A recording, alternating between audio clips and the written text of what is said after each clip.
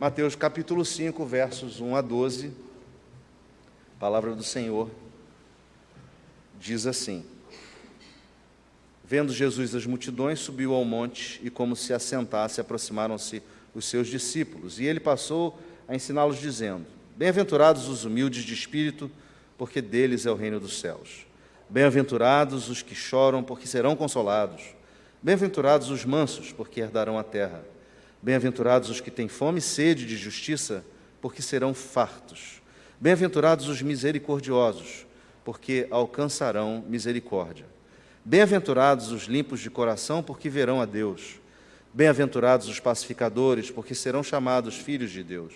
Bem-aventurados os perseguidos por causa da justiça, porque deles é o reino dos céus. Bem-aventurados sois quando por minha causa vos injuriarem e vos perseguirem, e mentindo disserem todo o mal contra vós. Regozijai-vos e exultai, porque é grande o vosso galardão nos céus, pois assim perseguiram aos profetas que viveram antes de vós. Essa é a palavra do Senhor. Eu tenho um vídeo de um clipe do Jorge Camargo. Jorge Camargo, músico conhecido da igreja, escreveu uma música chamada Mar de Misericórdia. Eu queria que a gente, como preparação para a nossa meditação, pudesse ouvir essa música que vai ser projetada no clipe. Preste bastante atenção na letra, porque o nosso tema desta noite é a misericórdia.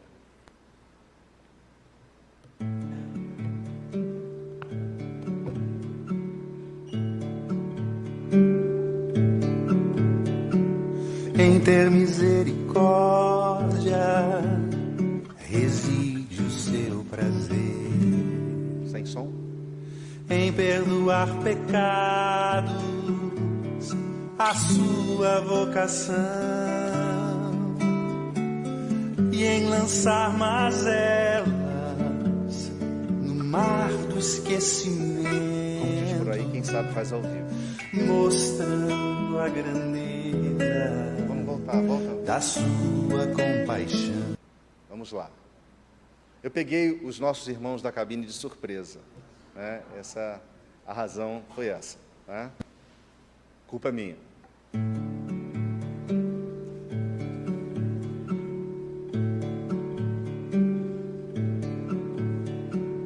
Em ter misericórdia reside o seu prazer. Em perdoar pecados, a sua vocação, e em lançar mazelas no mar do esquecimento, mostrando a grandeza da sua compaixão. Breve é a sua ira, não dura o seu furor. Tratar-nos com ternura faz parte de seu ser.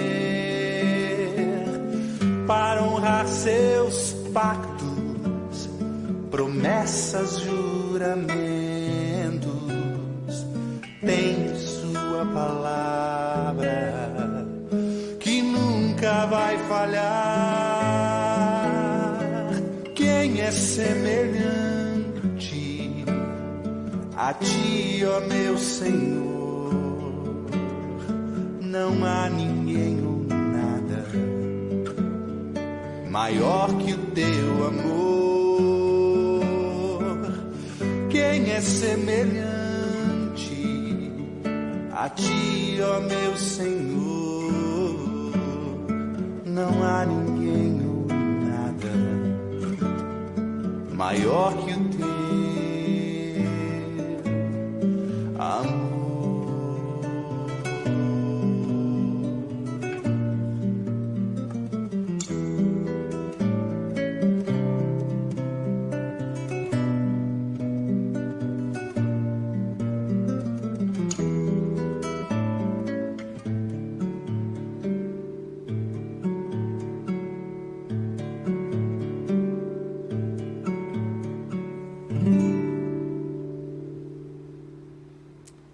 texto de Mateus 5, verso 7, diz assim: bem-aventurados os misericordiosos, porque alcançarão misericórdia.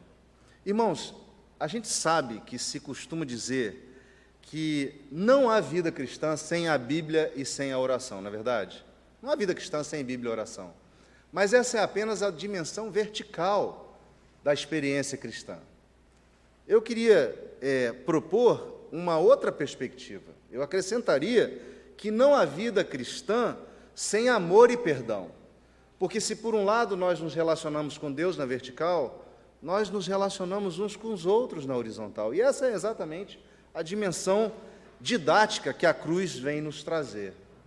A história registra o conto de uma certa mulher que se aproximou do imperador Napoleão Bonaparte, para suplicar dele o perdão em favor do seu filho. O imperador respondeu dizendo a ela que o jovem cometera os mesmos graves erros por 2 vezes, e que por uma questão de justiça ele deveria pagar com a própria vida. A mãe clamou então ao imperador: eu não peço justiça, senhor, eu peço misericórdia. Napoleão respondeu-lhe dizendo: mas seu filho não merece misericórdia. Insistiu a mãe: mas senhor, não seria misericórdia se ele a merecesse. Tudo que eu lhe imploro é por misericórdia para o meu filho. Napoleão então respondeu e disse assim: sendo assim, eu terei misericórdia do seu filho. Irmãos, nós vivemos relações do dia de hoje que me parece que nós chegamos a um certo grau de nervos à flor da pele. Quantas vezes a gente tem sido duro e implacável com as pessoas com quem a gente convive? Quantas vezes aquelas pessoas que estão mais próximas de nós, né, elas, eventualmente, por uma falha, se dirigem a nós de modo errado, ou falam aquela coisa que, de fato, machuca ou incomoda, e nós, na mesma hora, nos vestimos de uma carapaça de tolerância zero. Parece que a gente chegou a um nível de tolerância zero nos nossos relacionamentos, que é um tanto quanto preocupante, né? Quantas são as vezes que nós percebemos que em nós e nos nossos relacionamentos está faltando um pouquinho de dose de uma temperança e de um equilíbrio, né? Tenta você aí, faça esse exercício agora. Tenta lembrar aí, agora, nesse momento, da sua última discussão calorosa, a última vez que você teve um embate caloroso. Pense por um momento nas relações estabelecidas nesse embate, né? Eventualmente até pode ter sido com uma pessoa que você mais ama, mais próxima, ou até mesmo com um amigo, ou até mesmo no trabalho, né? Será que não nos tem faltado essa grande virtude cristã chamada misericórdia? Irmãos, a falta da misericórdia em nós, ela gera nos nossos corações uma atitude de indiferença e de ausência em relação ao outro.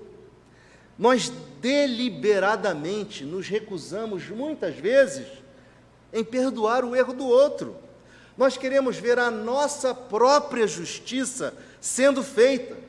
Não são poucas as vezes que nós torcemos até mesmo para que a vida exerça uma vingança velada. Nós não queremos deixar as coisas baratas. Quando nós agimos assim, irmãos, nós não estamos sensíveis às limitações do nosso próximo. Nós corremos o risco de viver um cristianismo teórico, sem evidências de transformação. Brandon Manning, um americano escritor do século passado, que veio a se tornar até um frei franciscano, ele cunhou uma frase, e eu ouvi essa frase tem 30 anos, e essa frase me marcou muito. Ele, em algum momento da sua jornada, ele foi um homem que lutou com muitas dificuldades, com muitos problemas pessoais, até com problema de alcoolismo ele lutou. Ele diz assim, abre aspas: a única grande causa do ateísmo no mundo nestes dias são os cristãos, que professam a Jesus com seus lábios e, quando saem por aí, o negam com seu estilo de vida. Frase dura de nós ouvirmos. Não que ela seja uma absoluta verdade, porque nós sabemos que crer em Cristo tem uma outra dimensão, mas nós, muitas vezes, pela nossa atitude, causamos escândalo no outro, e muitas vezes pela falta de misericórdia. Quantos relacionamentos foram rompidos por causa da falta da misericórdia? Pense no silêncio de meses e anos que separam muitas famílias, que separam muitas vezes pessoas com quem nós andamos e nos relacionamos. E é exatamente nesse contexto, irmãos, que a sociedade clama por um exemplo. É nesse contexto de necessidade de misericórdia que os cristãos são chamados à ação. Nós somos chamados a fazer a diferença nos nossos relacionamentos em sociedade. E é exatamente a partir dessa perspectiva que eu gostaria de meditar sobre esta bem-aventurança chamada misericórdia, né? Mas antes, eu queria expor aqui o que é, afinal, a misericórdia, e tentar compartilhar com vocês o que a Bíblia nos ensina a respeito da misericórdia. A misericórdia é uma disposição interior que se manifesta exteriormente em algum tipo de ação, onde se há uma boa vontade em perdoar um ofensor ou um adversário. É uma atitude onde alguém se compadece do outro, ou uma atitude que se manifesta numa disposição de tratar o outro com indulgência.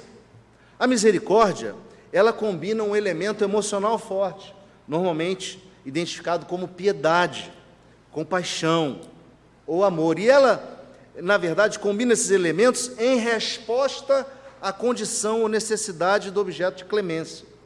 A misericórdia contempla a miséria do outro. Mais do que uma palavra, irmãos, a misericórdia é um atributo do nosso Deus. A revelação da Escritura Sagrada nos mostra que Deus é um Deus de toda a misericórdia.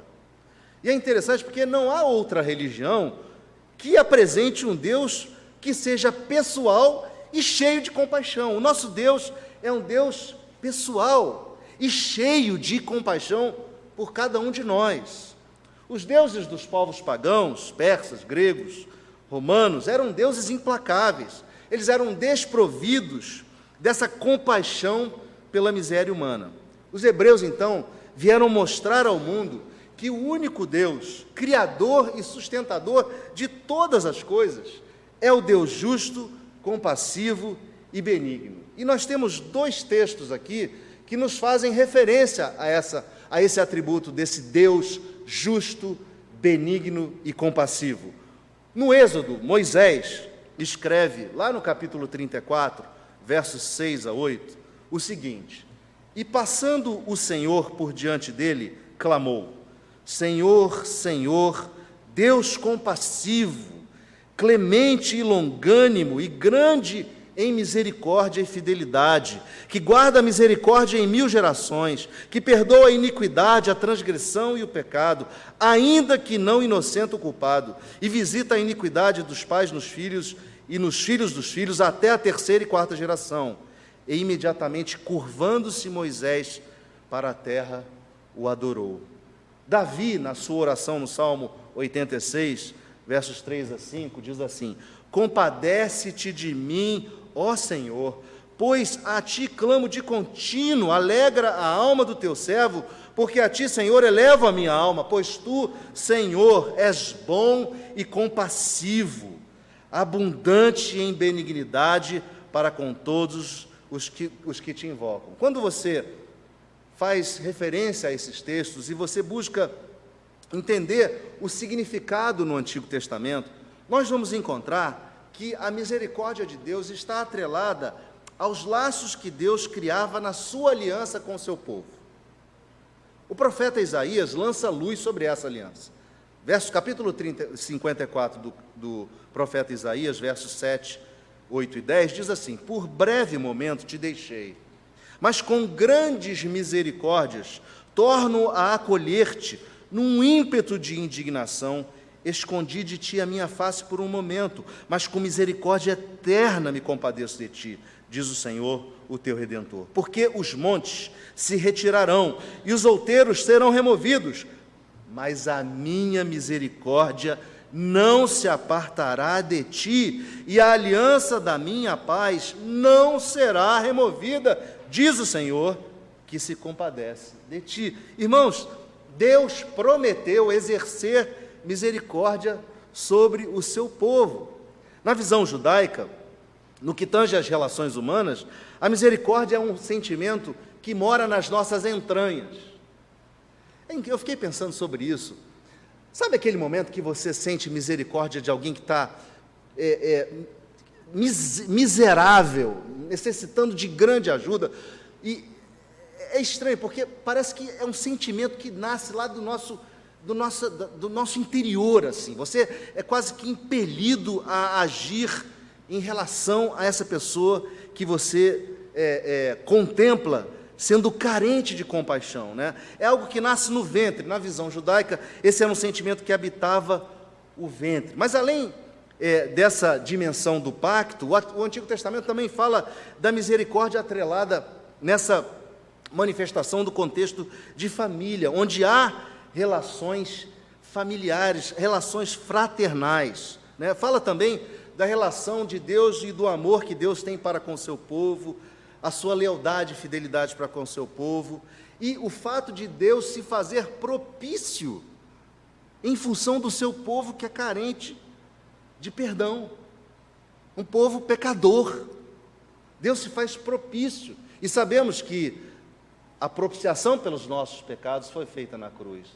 Deus se encarnou em Jesus Cristo e morreu nessa cruz para fazer propiciação pelos pecados, para satisfazer a ira de Deus pelo nosso caminho pecador, e demonstrou assim sua misericórdia em nosso favor. O grande teólogo do século passado, Martin Lloyd-Jones, ele escreve a respeito desse texto da bem-aventurança o seguinte: apesar da misericórdia e da graça serem duas virtudes que andam juntas, é importante nós percebermos uma diferenciação. A graça é especialmente vinculada aos homens em seus pecados, mas a misericórdia é especialmente associada aos homens na sua miséria. Ele ajuda a gente a entender dizendo o seguinte: enquanto a graça condescende com a questão do pecado como um todo, a misericórdia contempla especialmente a miséria causada pelo pecado em nossas vidas.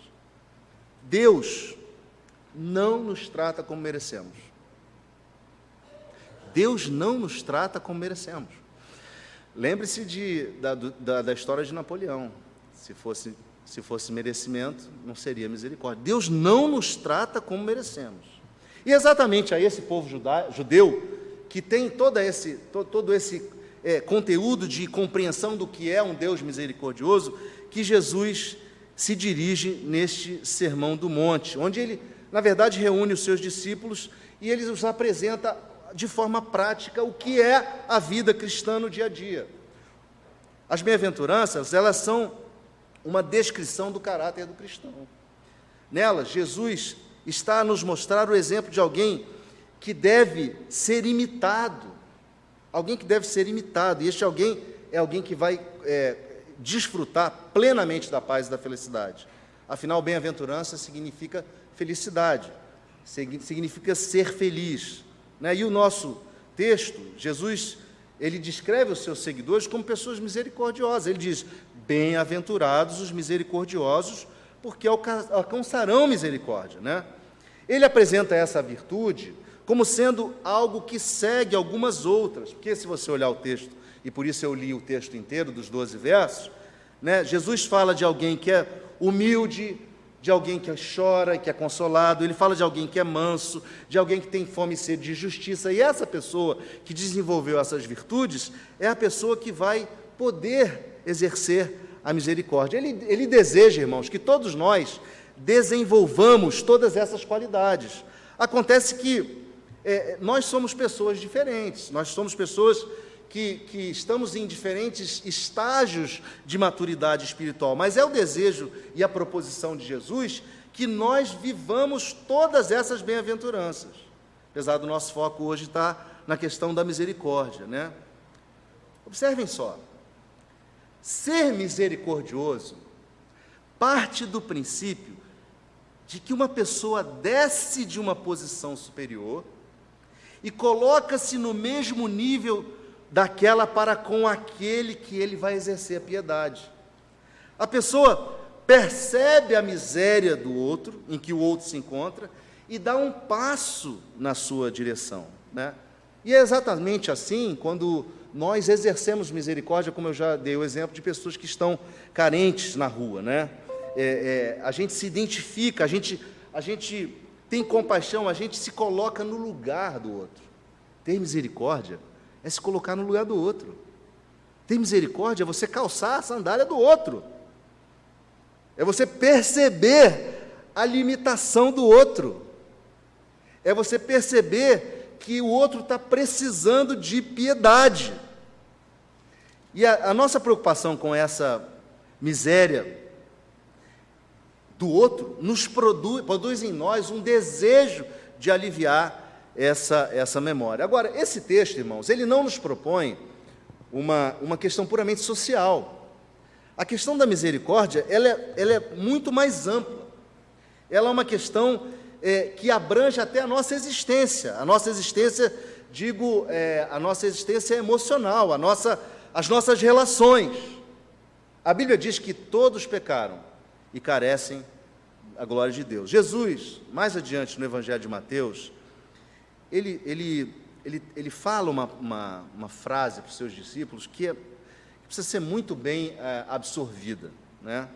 Jesus havia já se compadecido de um monte de gente, já havia curado e libertado pessoas de toda sorte de enfermidade, de possessão demoníaca, ele já tinha feito um monte de milagres, e ele se assenta para comer com os pecadores. E aí, os fariseus vêm criticar Jesus, dizendo: por que ele está sentado com aquelas pessoas? O que ele está fazendo sentado com um pecador? Né? E Jesus responde, e aí ele nos ajuda a ampliar a visão do que é misericórdia. Lá em Mateus capítulo 9, versos 12 e 13, diz assim: mas Jesus, ouvindo, disse: os sãos não precisam de médico, e sim os doentes. Ide, porém, e aprendei o que significa: misericórdia quero e não holocaustos, pois não vim chamar justos, e sim pecadores ao arrependimento. Jesus, ele não está preocupado em Jesus não está preocupado com os fariseus, ele está preocupado em exercer misericórdia sobre aqueles pecadores, aquelas pessoas que estavam ali com ele, né? Ele não nos pune segundo o que nós merecemos, né? Como já falei, Deus efetuou a justiça dele em Cristo, e por isso nós somos justificados, mas nós continuamos pecadores. Nós somos, irmãos, pecadores miseráveis. Nós não somos perfeitos. Nós não acertamos sempre. Nós tropeçamos. Nós estamos numa jornada de crescimento espiritual onde a gente procura não tropeçar, onde a gente procura não errar. Mas sem o favor de Deus, nós continuaríamos mortos nos nossos delitos e pecados, porque Ele nos amou, porque Ele desceu da glória e se fez gente e habitou entre nós, porque calçou as nossas sandálias, é que nós fomos colocados nessa condição daqueles que são chamados filhos de Deus, e que são alvo da piedade e da misericórdia de Deus, apesar de sermos miseráveis. Deus tem piedade, Deus tem misericórdia de nós. Ele sofreu toda a sorte de mazelas para que você e eu pudéssemos estar libertos. Jesus assumiu naquela cruz todo o pecado seu.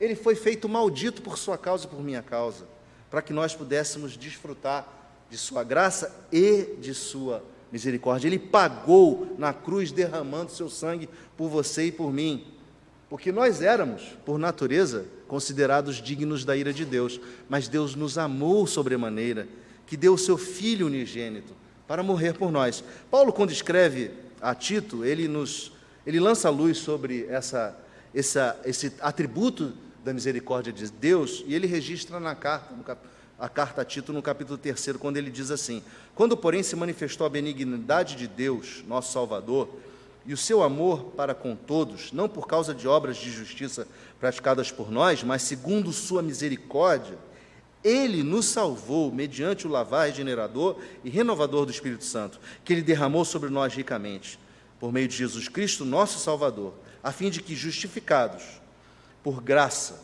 nos tornemos seus herdeiros, segundo a esperança da vida eterna. Irmãos, nós precisamos entender que sermos misericordiosos é consequência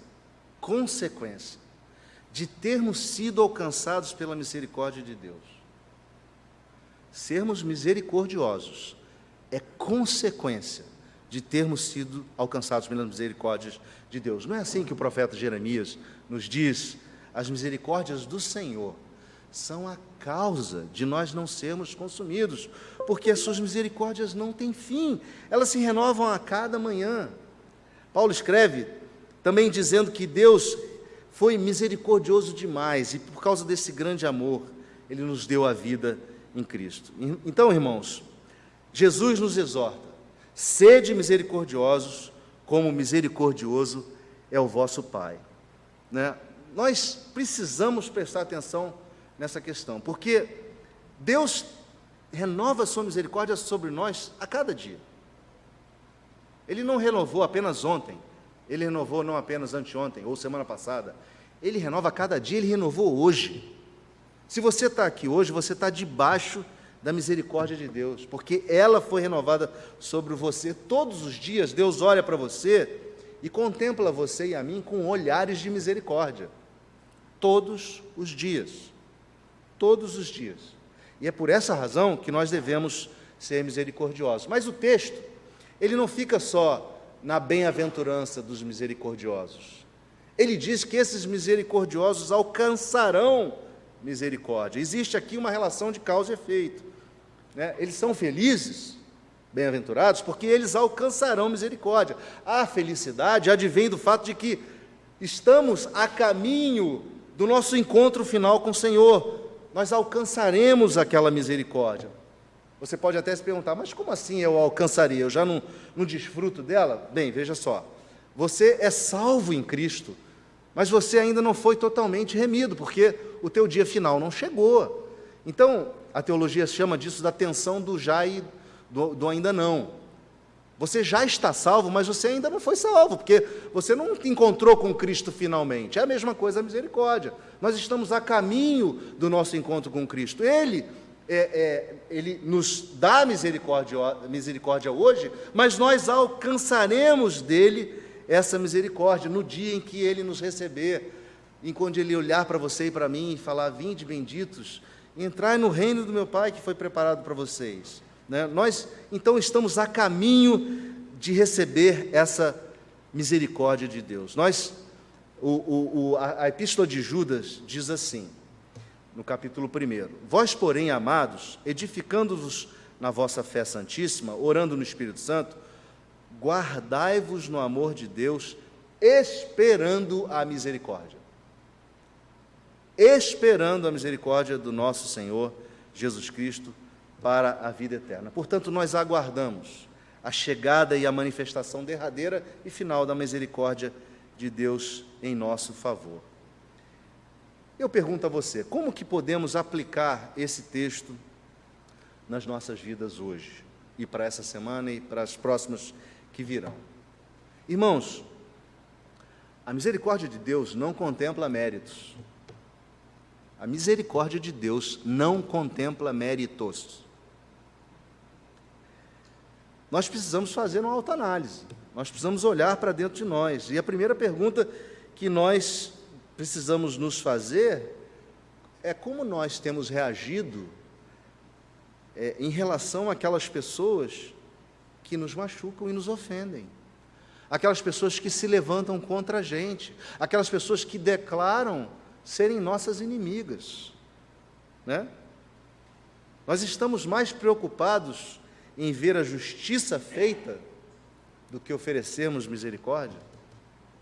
Nós estamos mais preocupados em ver a justiça feita do que oferecermos misericórdia? Irmãos, nossas famílias, a começar delas, precisam ser terrenos onde a graça flui e onde brota a misericórdia. Nós precisamos ser misericordiosos uns com os outros, em família, né? Pais precisam ser misericordiosos com seus filhos, porque eles são limitados. Pais precisam perdoar os seus erros, perceber que muitas vezes a condição deles é uma condição de miséria emocional, miséria existencial. Os filhos, igualmente, precisam ser misericordiosos com seus pais, precisam perdoar os seus erros, precisam perceber a condição de miséria emocional, muitas vezes existencial, dos seus pais. Os maridos precisam ser misericordiosos com suas esposas, precisam perdoar os seus erros, precisam perceber suas limitações, suas frustrações, suas indignações. As esposas precisam ser misericordiosas com seus maridos, perdoar os seus erros, perceber os seus anseios, as suas frustrações, as suas limitações. Amigos precisam ser misericordiosos uns com os outros. Irmãos precisam ser misericordiosos uns com os outros. Nós precisamos desenvolver essa habilidade. Nós precisamos ser misericordiosos conosco mesmo, irmãos. Quantas vezes você não se perdoa? Quantas vezes você se ataca e se culpa? Precisamos de misericórdia conosco mesmo, com as nossas dificuldades, com as nossas limitações. Precisamos agir assim. Portanto, perdoe, perdoe, perdoe. Tenha misericórdia, tenha misericórdia, tenha misericórdia.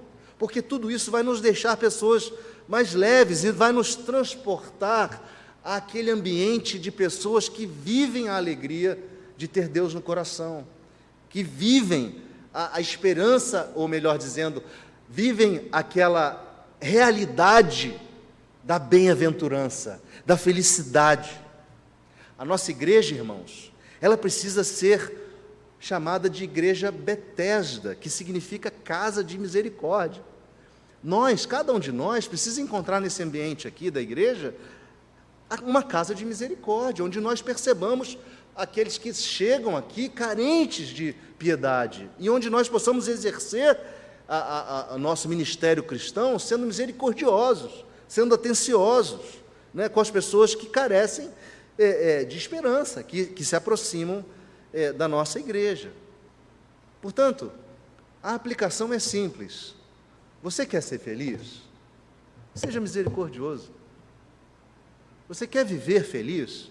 Seja misericordioso. Exercite isso no dia a dia.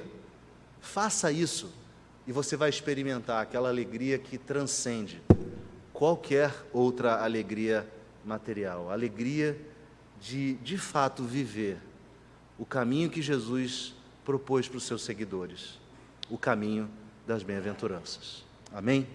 Vamos orar? Vamos curvar a nossa fronte e orar? Senhor nosso Deus, a Ti seja, Senhor, toda honra, toda glória e todo louvor. Nós queremos, diante do Teu altar, colocar as nossas vidas, Senhor, e reconhecermos as nossas limitações, as nossas dificuldades. Ó Deus, como carecemos do Senhor, da presença do Teu Espírito em nós, para nos dar a temperança, o equilíbrio necessário, para que, Senhor, sejamos misericordiosos com as pessoas que nos cercam, para que tenhamos compaixão daqueles que necessitam de compaixão. Ó Deus, que a nossa jornada cristã possa ser marcada por testemunho de fé verdadeira, não de fé retórica, não de fé teórica, mas de fé prática, onde nós possamos demonstrar a presença de Jesus em nosso coração para aqueles que estão ao nosso redor. E quando tivermos a dificuldade, Senhor, de sermos misericordiosos e querermos que justiça seja feita a despeito de qualquer coisa, Deus, toque em nosso coração, para que o nosso coração se encha do Teu amor e perceba também a dimensão da misericórdia. Que o Senhor possa nos visitar com esta palavra, trazendo, Senhor, a nós a instrução necessária e o incentivo necessário para sermos cristãos coerentes com aquilo que nós pregamos. É assim que nós oramos, clamando ao Senhor em nosso favor, em nome de Cristo Jesus, o nosso Senhor. Amém.